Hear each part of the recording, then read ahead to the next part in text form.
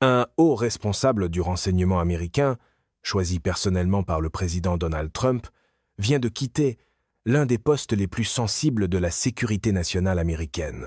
Pas discrètement, pas par des canaux détournés. Il a publié sa lettre de démission sur X à la vue du monde entier. Ce faisant, il a fait quelque chose que presque personne au sein de cette administration n'a osé faire. Il a dit publiquement au président que la guerre en Iran avait été bâtie sur un mensonge. C'est le genre de moment qu'aucune attachée de presse ne peut noyer sous 3 éléments de langage et un micro plus bruyant. Joe Kent, directeur du National Counterterrorism Center, vétéran décoré ayant effectué 11 rotations, et Gold Star Spouse, n'a pas simplement démissionné. Il a fait exploser une charge contrôlée sous toute la justification de l'administration pour ce conflit.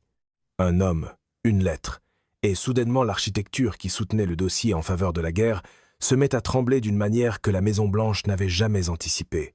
L'argumentaire était censé ressembler à du granit, pas à du placoplâtre. Ce n'est pas une histoire de personnel, c'est la première fissure visible au sein même de l'appareil de sécurité nationale de Trump. Et cela a des implications pour la guerre, pour la coalition MAGA et pour le renseignement que le président a utilisé pour exposer les forces américaines au danger. Voyez cela comme une fracture traversant le plan d'un bâtiment que tout le monde croyait solide. Le bâtiment tient encore debout, mais les ingénieurs viennent d'entendre l'acier gémir. Et quand l'acier gémit aussi fort, l'astuce habituelle qui consiste à sourire à la caméra et à déclarer la victoire commence à sonner bien creux. Ce qui compte maintenant, c'est exactement ce que Kent a dit. Pourquoi la Maison-Blanche n'a jamais vu cela venir et pourquoi le terrain sous la stratégie américaine vis à vis de l'Iran paraît fondamentalement différent aujourd'hui de ce qu'il était il y a 48 heures. Cette démission n'est pas apparue de nulle part.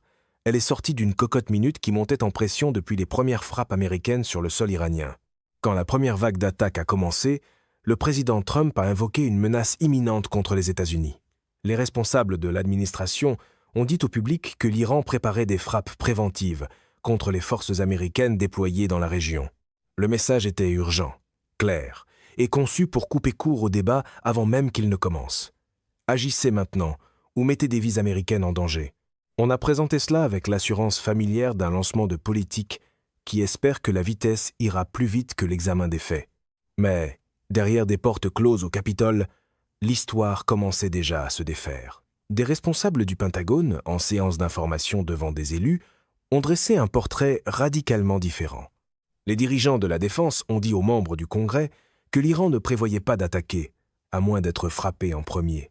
Le cadrage de la menace imminente, le fondement même de la justification juridique et politique de la guerre, était contredit par les propres évaluations de l'armée avant même que les décombres aient refroidi. Donc, le scénario public disait une chose, et la version à huis clos avait discrètement perdu sa fin dramatique. Et la justification publique de l'administration n'a cessé de bouger comme du sable. D'abord, la guerre visait à protéger les manifestants iraniens descendus dans la rue en janvier. Ensuite, elle est devenue un moyen d'empêcher l'Iran de développer des armes nucléaires et des systèmes de lancement à longue portée. Puis elle s'est transformée en mission générationnelle visant à éliminer un régime qui avait soutenu des groupes terroristes responsables de la mort d'Américains pendant des décennies. À ce stade-là, c'était moins une doctrine qu'un menu tournant de justification. Trump a appelé le peuple iranien à reprendre le contrôle de son propre pays, alors même que ses principaux responsables insistaient sur le fait qu'il ne s'agissait pas d'un changement de régime. Les poteaux de but n'ont pas seulement bougé, ils ont été remplacés au complet, comme si quelqu'un avait changé le terrain pendant que le match était encore en cours. La discipline du message était si rigoureuse qu'elle a réussi à se contredire elle-même en temps réel.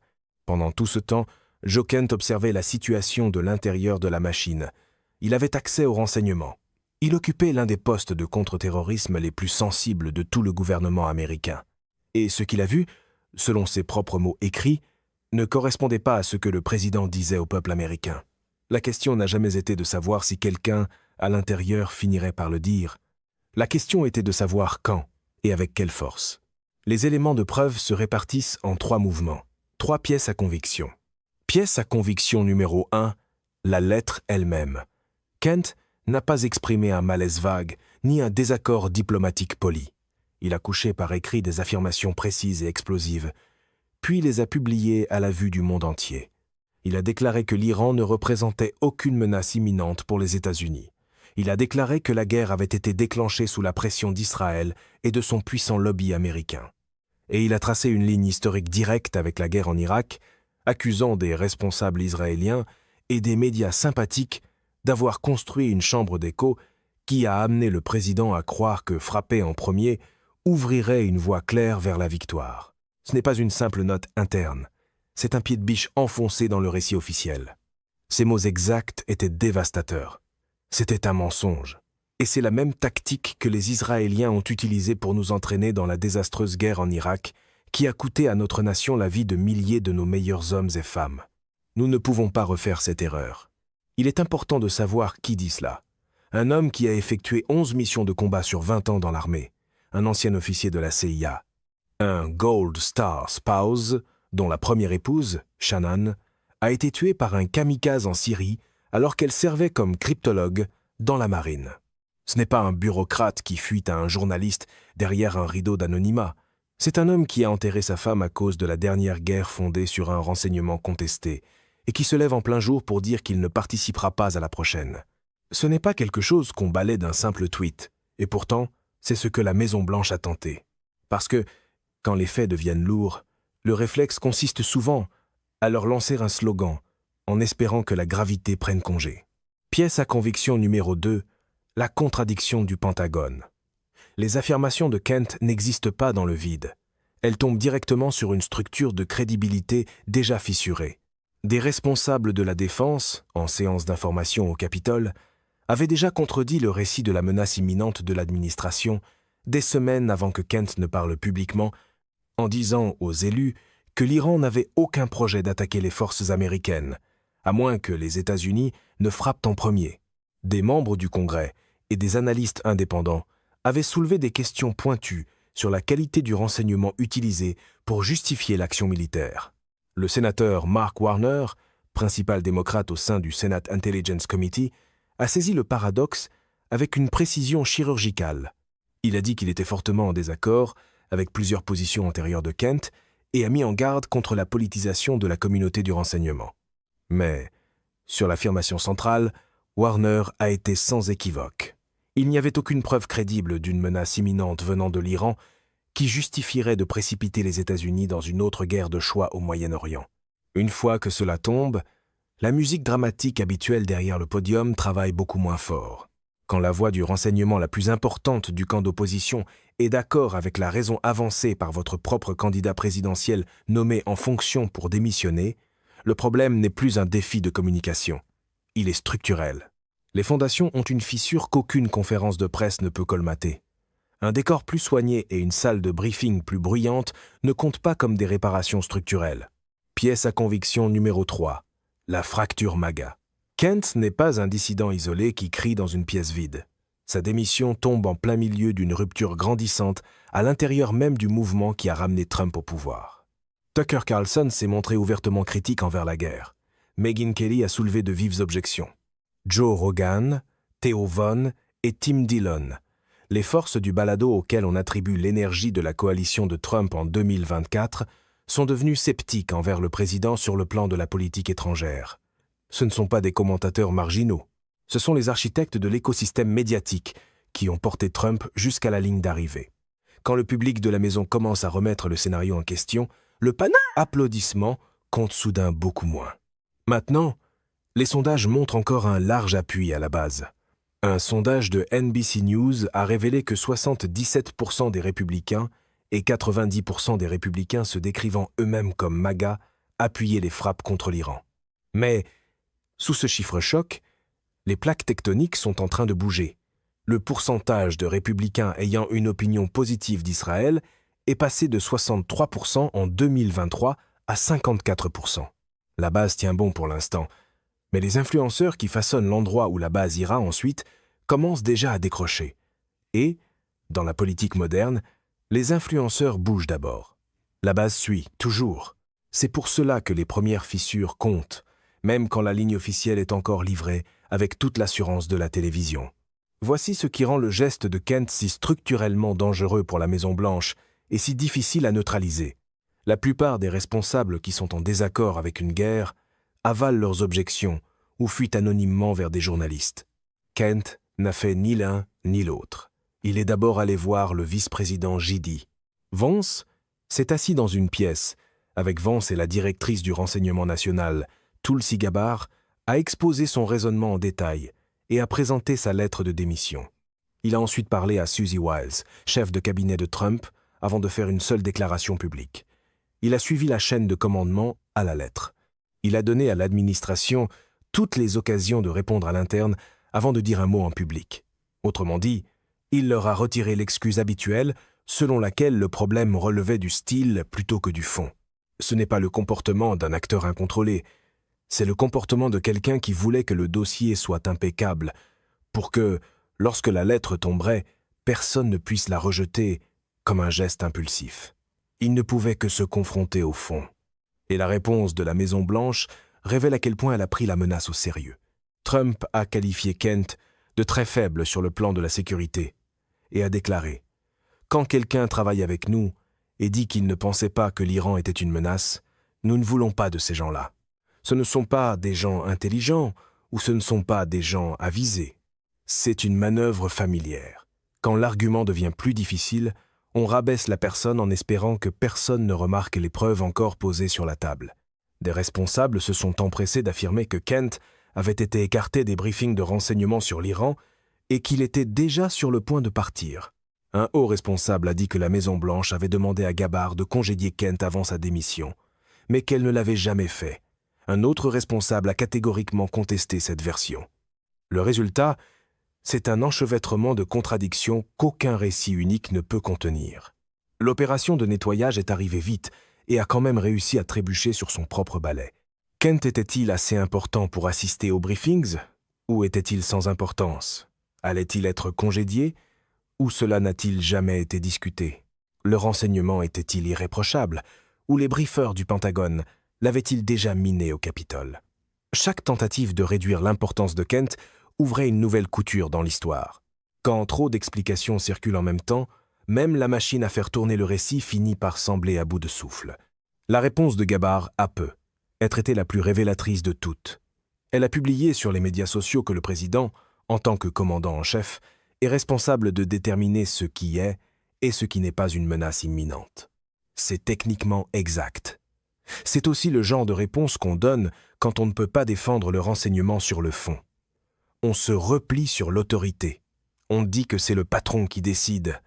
Et cette réponse tient debout jusqu'au moment où le public commence à demander si le patron a décidé sur la base de preuves ou sous la pression d'acteurs extérieurs.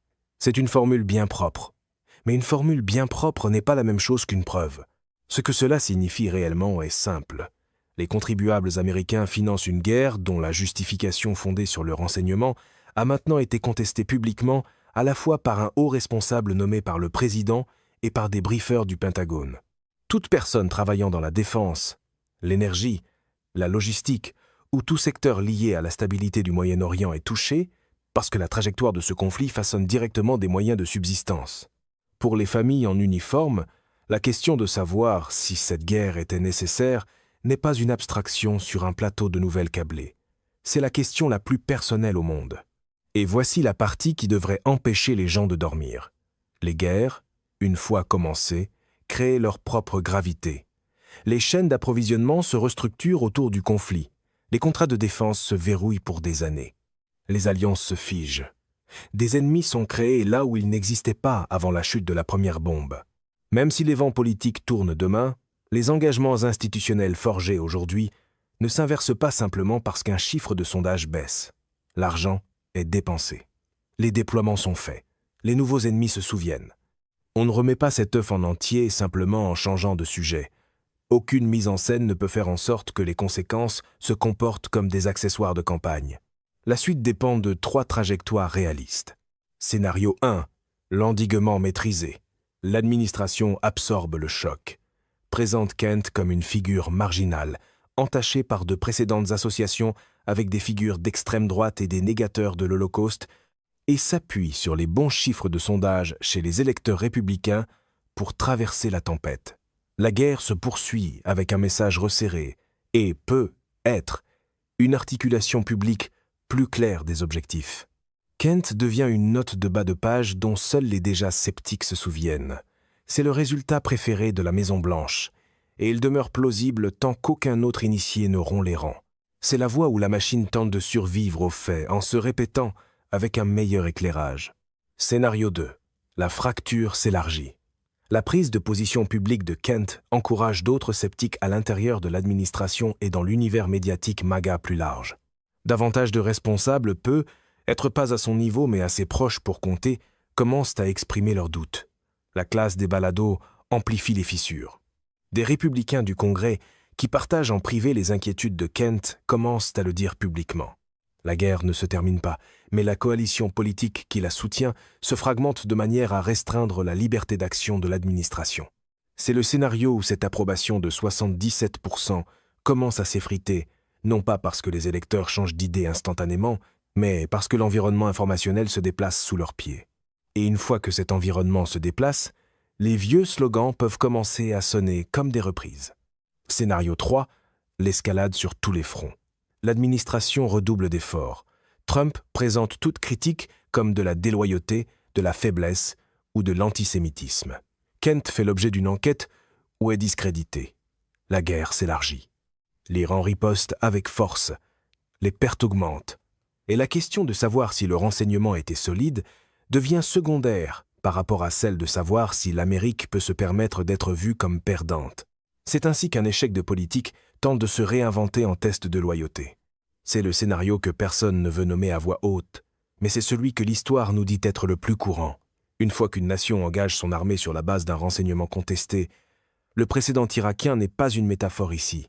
C'est un avertissement écrit dans le sang. L'histoire est agaçante de cette manière. Elle continue de ruiner le fantasme voulant que l'image de marque, à elle seule, puisse sauver une mauvaise décision. Ce qui revient sans cesse, c'est ceci. La relation entre ce président et sa propre communauté du renseignement n'aura plus jamais le même visage après ce moment. Même si Kent disparaît des manchettes, même si la guerre se termine par un règlement négocié le mois prochain, le précédent est gravé dans la pierre. Un responsable nommé par le président et confirmé par le Sénat, avec une expérience de combat s'étendant sur 2 décennies, a regardé le renseignement classifié et a dit au monde que la guerre avait été bâtie sur un mensonge amplifié par le lobby d'un gouvernement étranger. Cela ne disparaît pas. Cela vit dans le dossier permanent, et chaque responsable qui s'assiera dans cette chaise, après lui le saura. La manchette peut passer à autre chose, mais la fissure, elle, ne fait pas ses valises pour quitter gentiment le cycle des nouvelles. La leçon plus profonde est plus vieille que n'importe quelle administration. On ne construit jamais un dossier en faveur de la guerre sur un renseignement qui ne peut pas survivre à la lumière du jour. On ne laisse jamais les ambitions stratégiques d'un partenaire étranger remplacer sa propre évaluation indépendante de la sécurité nationale. Et on ne suppose jamais que la loyauté envers un mouvement fera taire la conscience pour toujours. Éventuellement, quelqu'un rompt les rangs. Quand cela arrive, la question n'est pas de savoir s'il avait raison ou tort dans chaque détail. La question est de savoir si le système qui a envoyé de jeunes hommes et de jeunes femmes au combat peut répondre au défi qui vient d'être lancé. Et cette réponse exige plus qu'un podium, un drapeau en arrière-plan et une indignation bien répétée. Les questions centrales demeurent. Joe Kent a-t-il exposé une véritable tromperie au cœur de cette guerre? Ou a-t-il simplement habillé un désaccord de politique du langage d'un lanceur d'alerte? La coalition MAGA est-elle assez résiliente pour absorber cette fracture? Ou est-ce le moment où les fissures deviennent des lignes de faille permanentes? Et si le renseignement était erroné? Si la menace imminente n'a jamais existé, qui devra en répondre? Cette histoire ne ralentit pas. Ne détournez pas le regard. Ce contenu est un commentaire et une analyse à des fins d'information seulement. Il ne constitue pas un conseil financier, juridique ou géopolitique.